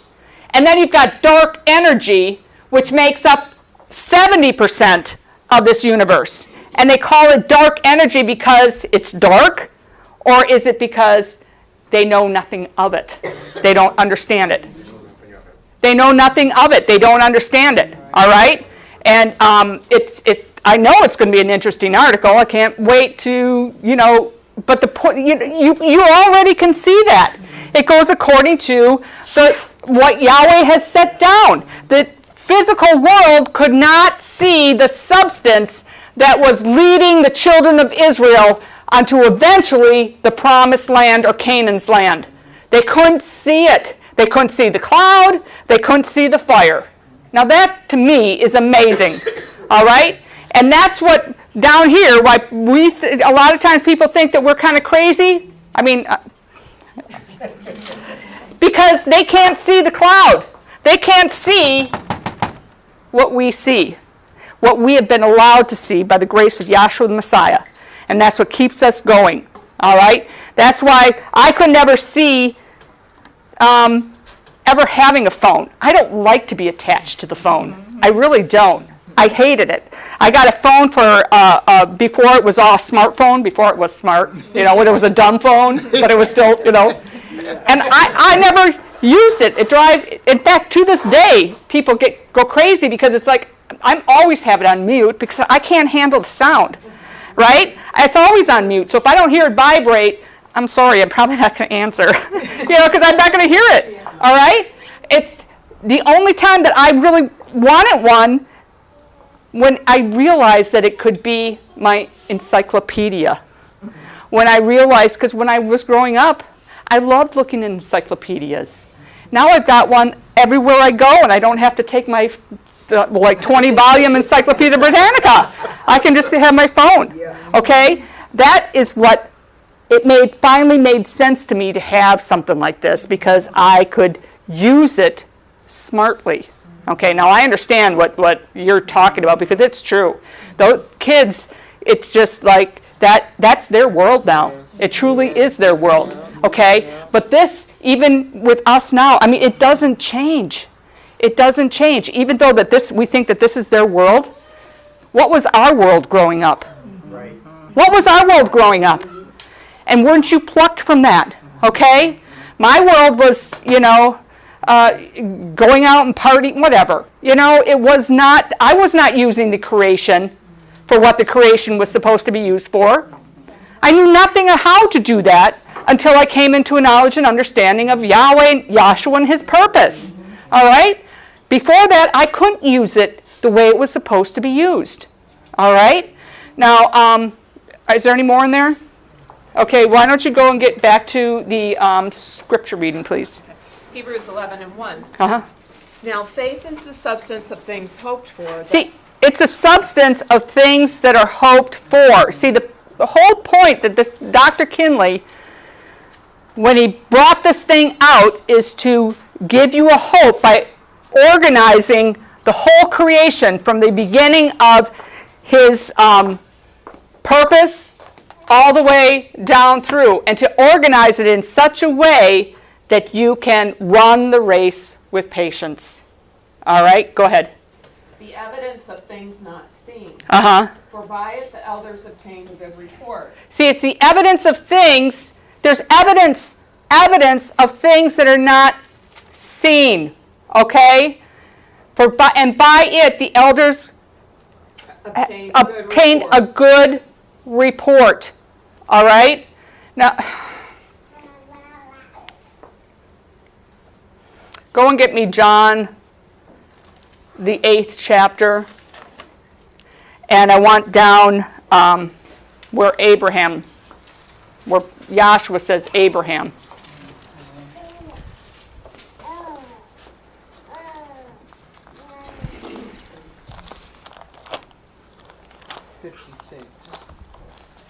Okay, John 8 and I think you want 56, about 55, 54. Okay. No, 53. Keep going, Okay, or do you want 52? 48. Yeah, just start at, this whole thing is really good. Let's just start at 48. Okay, John 8 and 48. Then answered the Jews and said unto him, Say we not well that thou art a Samaritan, and hast a devil? Samaritan, and hast a devil? Joshua answered, Now, look these are the Hebrew people. These are the lineage of Judah and Benjamin. The Samaritans are the 10 other tribes that were up in Damascus at this time. Their headquarters, if you will, was in Damascus. All right? But they're still of the inheritance of Israel, okay? Of Jacob. All right? And they're calling their own brethren what? Devils. The Samaritans are Hebrew people. And they're calling them devils. Be careful. Go ahead. Joshua answered, I have not a devil, but I honor my Father, and ye do dishonor me. And I seek not mine own glory. There is one that seeketh and judgeth. Right. Verily, verily, I say unto you, if a man keep my sayings, he shall never see death. Never see death. Now that's a powerful statement, okay? Because from a physical standpoint, we're all going to see that kind of a death. We are. All right? Then said the Jews unto him, Now we know that thou hast a devil. Abraham is dead, and the prophets, and thou sayest, If a man keep my sayings, he shall never taste of death. Okay. Art thou greater than our father Abraham, which is dead, and the prophets are dead? Whom makest thou thyself? Joshua answered, If I honor myself, my honor is nothing. It is my Father that honoreth me, of whom ye say that he is your Eloah. Right. Yet ye have not known him, but I know him, and if I should say I know him not, I shall be a liar, like unto you. Go ahead. But I know him and keep his sayings. Your father Abraham rejoiced to see my day, and he saw it and was glad. Your father Abraham rejoiced to see my day, and he was glad. All right? So Abraham was following, and he's probably talked about in Hebrews, he saw the ultimate outcome of our labor here on this earth plane. He saw it, and he was glad. All right? Because when Yahweh purposes something, he says what? It is good. Okay? He doesn't say it is bad. He says it is good. And it's for your good. All right? And you need to work with it. Keep going forward. Keep looking in that creation for what Yahweh has laid in store for you. That creation is glorious. It's glorious, folks. And you can see its glory. All right? You can see a lot of the bad things. I understand that. But you, of all inhabitants on this earth plane, can see its glory. You can see it going according to Yahweh's purpose and plan. All right? And when you can see that, when you're up in that elevated state, you can, Joshua outshone the noonday sun, right? And were these Peter, James, and John, were they happy? They were shouting for joy. Let us make tabernacle, all that kind of stuff. They were happy about it. Okay? Now, I understand that mystery of iniquity. That's just not where I'm going right now. What I'm going for is I'm going to try as hard as I can to lift me up. And if you guys get lifted up with me, great. All right, now keep reading there. So Abraham and all the things that he went through looked to see Yahshua's day, and he was glad. In other words, he could see the purpose going on down, coming on in, right on time. Now look it talks about when Sarah was told that she was going to have a son, okay, she laughed in her tent. Who heard that? Yahweh, right? She freaked her out because she thought that she was alone and by herself, right? Okay? And it talks about when Abraham was born, he was born right on time. Isaac was born right on time. Yahweh's not slack concerning his promises. All right? Go ahead. 57, then said the Jews unto him, Thou art not yet 50 years old, and hast thou seen Abraham? See, because they're looking from a physical standpoint when they're looking at what Yahshua was saying here, all right?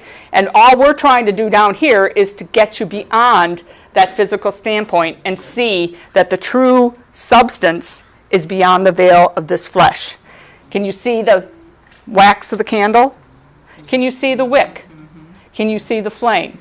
The flame is caused by something that cannot be seen.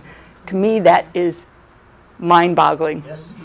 That is beautiful. Your flame in your heart and mind is caused by something that nobody can see but you and your fellow brethren. Okay? And that's what really, truly causes the true love. The true love for this gospel. The true love for Yahshua Messiah. The true love for, my life is worth something.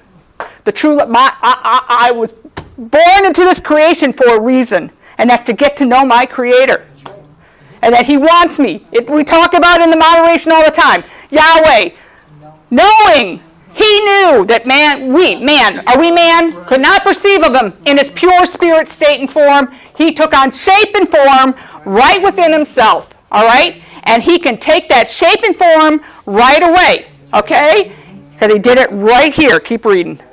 58, Yahshua said unto them, Verily, verily, I say unto you, before Abraham was. See, you are understanding the dark energy.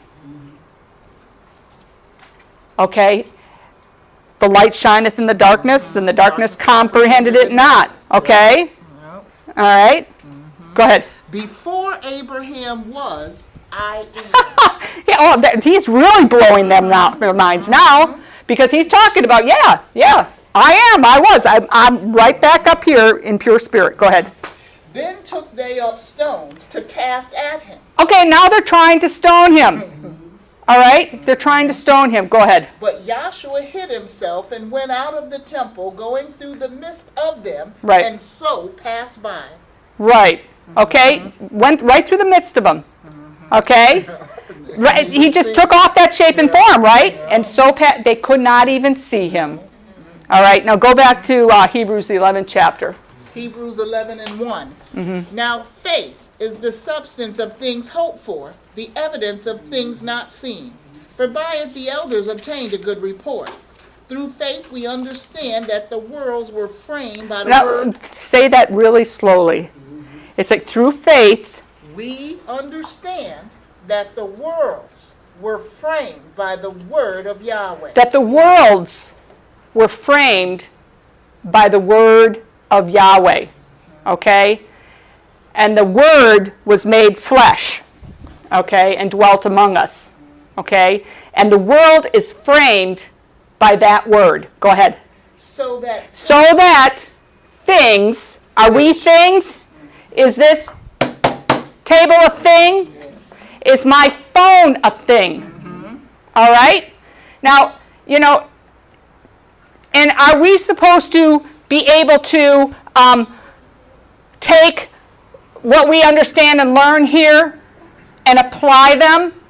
All right, and I got this a little while, but it blows my mind. And we got Isaiah 28, 9 and 10. For line upon line, line upon line. Now look it. We all have it. I'm just going to do it again because I like it. All right. We go and we get these applications, right? All right. And when I download an application, all right, this is what it shows.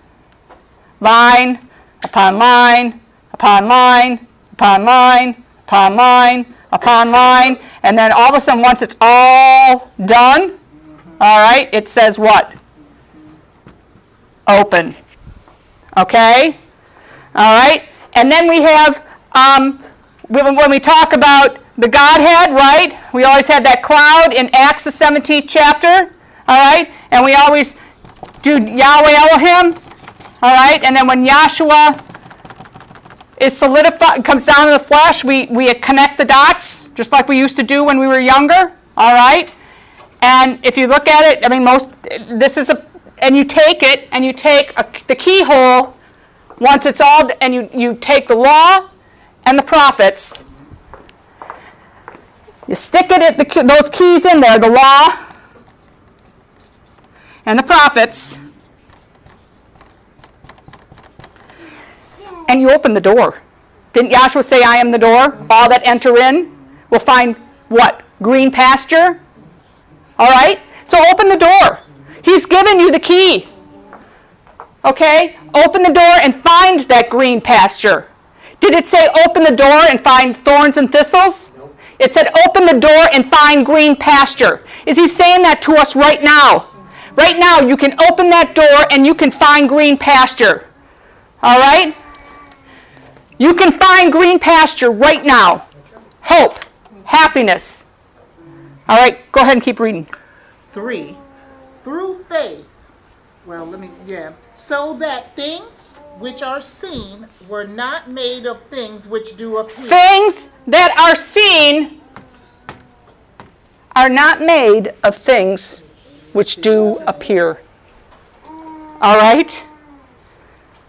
We have come to a very beautiful place. All right? And we're following Yahweh the same yesterday, today, and we're still following that cloud. Okay? Get me Hebrews, the 12th chapter, that's already gotten into. And then I want to go to Galatians, and I'm just going to look it up quickly so I get the right one because we're almost out of time. Or Philippians, the 4th chapter I want. Hebrews 1. Wherefore, seeing we also are compassed about with so great a cloud of witnesses, let us lay aside every weight and the sin which doth so easily beset us. And let us run with patience the race that is set before us. Let us run with patience the race that is set before us, because we are surrounded by such a great cloud of witnesses. All right? That's what we need to do. All right, keep going. Looking unto Yahshua, the author and finisher of our faith, who for the joy that was set before him endured the cross, despising the shame, and is set down at the right hand of the throne of Yahweh. Despising the shame, despising the shame, despising what people do to his creation that don't have a clue. All right? They don't know how to work with it. He despises that shame. All right? Go ahead. For consider him that endured such contradiction of sinners against himself. He endured contradiction, and he's the creator of the universe himself. All right? Okay? Keep going. Lest ye be wearied and faint in your minds. Uh-huh. You have not yet resisted unto blood, striving against sin. Uh-huh. And you have forgotten the exhortation which speaketh unto you as unto children. My son, despise not thou the chastening of Yahweh, nor faint when thou art rebuked of him. Right. For whom Yahweh loveth, he chasteneth. Who he loves, he chastens. In other words, he corrects. All right? And we're corrected every single day. But we're corrected by Yahweh. We're not corrected by men. We're corrected by Yahshua himself. Okay? All right? And that by Yahshua himself. Nobody has to do the corrections for us. I mean, it talks about, look it, stop right there and go to Jeremiah, the 31st chapter. It says, after those days, what? I will put, where is the law going to be? It's going to be in you. Who's going to do the correction then? Jeremiah 31:31. Right. Behold, the days come, saith Yahweh, Right. that I will make a new covenant with the house We've of gotten this, Israel. a new covenant. This is not going to be like the old covenant. We've gotten this ever since I came into class. Go And ahead. with the house of Judah. Right. Not according to the covenant that I made with their fathers in the day that I took them by the hand to bring them out of the land of Egypt, which my covenant they break. They broke this covenant, and he knew they were going to break the covenant. We've gotten that all before. But he set it all up just for this new covenant. And where's that new covenant going to be? Although In the book? If you understand what I'm talking, is it going to be in the Bible? Is it going to be in a tree? Okay? Where is it going to be? But this shall be the covenant that I will make with the house of Israel after those days, saith Yahweh. Right. I will put my law in their inward parts, and write it in their hearts, and will be their Elohim, and they shall be my people. Will be their Elohim, and they shall be my people. Now, Yahweh has the ability to chastise each and every one of us. You don't believe me? Go to 2 Samuel, the 16th chapter, and look at what Yahweh did to David when he did that whole business with Bathsheba. And the first son that he bore through Bathsheba eventually died. All right? But before he died, David put on, because he was made to realize, he understood through Yahshua, you read the way it is. Yahshua, he realized that he had wronged, he had to be chastised by Yahweh himself, all right? And he put on sackcloth and ashes, and the people, so much so that the people were so worried when the son did die that he was going to really freak out, all right? But when David came unto them, okay, I just have to get it. If you just bear, okay, go to 2 Samuel, the 16th chapter. And look at, nobody could really help David. They were coming up onto him, and they were trying to, and they were freaking out because they thought that, oh my gosh, he's going to really go crazy now. All right, it's 2 Samuel, I called it wrong.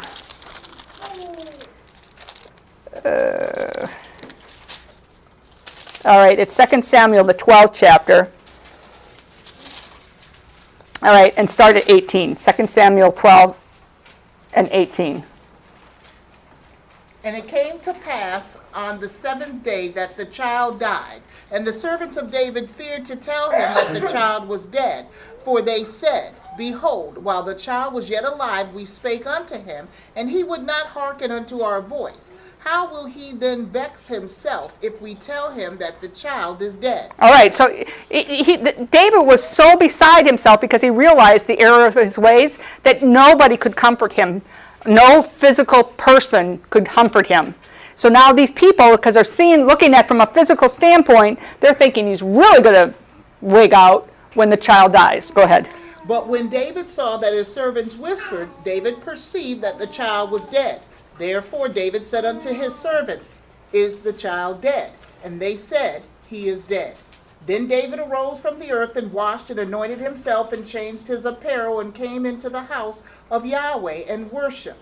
Then he came to his own house, and when he required, they set bread before him, and he did See, eat. before this, he didn't do anything like that. He had sackcloth and ashes, and he was just praying. Go ahead, keep going. Then said his servants unto him, What thing is this that thou hast done? Thou didst fast and weep for the child while it was alive, but when the child was dead, thou didst rise and eat bread. And he said, While the child was yet alive, I fasted and wept, for I said, Who can tell whether Yahweh will be gracious to me, that the child may live? He loved his child. Who can tell? You know, who can tell? But now, go ahead. But now he is dead. Wherefore should I fast? Can I bring him back again? I shall go to him, but he shall not return to me. Okay, keep going. And David comforted Bathsheba his wife, and went in unto her, and lay with her, and she bare a son, and called his name Solomon. And Solomon was the wisest of them all. All right, and he was the last king before Judah and Israel split. And when I'm talking about Judah, I'm meaning Judah and Benjamin, and then the other 10 tribes split. And he was considered the wisest of all the kings. All right, but nobody. Whose journey was that? That was David's journey. It was David's journey. And when he went, and it's your journey. Just as much as it's David's journey, just as much as it's Paul's journey, just as much as it was Peter's journey, just as much as it was Stephen's journey, just as much as it was Moses' journey. This is your journey. And I want you to rest assured that Yahweh has called you, and he's going to see you through your journey. I thank you for the time.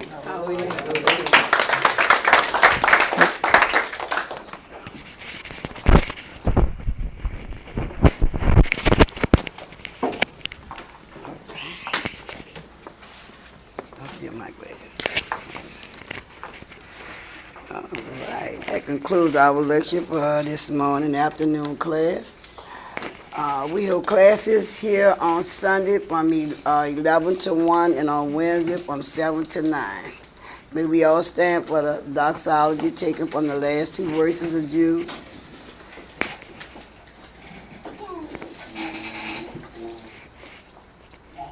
Now unto him that is able to keep you from falling and to present you faultless before the presence of his glory with exceeding joy, to the only wise Elohim, our Savior, through Yahshua Messiah, our Sovereign, belong glory and majesty, dominion and power, over now and all. Let us all say, hallelujah.